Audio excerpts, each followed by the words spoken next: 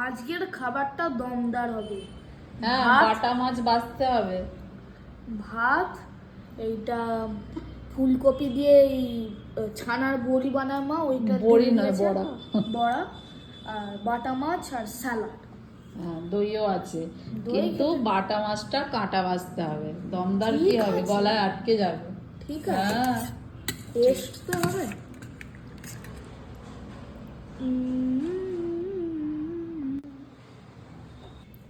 এদিকে করে নাও থালাটা, এইভাবে ঘুরিয়ে নাও, ঘুরিয়ে নিয়ে মাছটা, হ্যাঁ এবার খাও।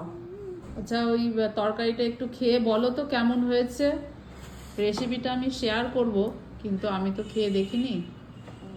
খেয়ে বলো। একটু স্যালাড নাও।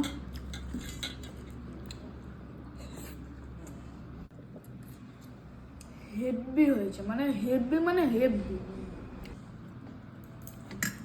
একটু তরকারি নাও। দারুণ, ট্রাই করবেন, রেসিপিটা শেয়ার করব, খুব দারুণ হচ্ছে।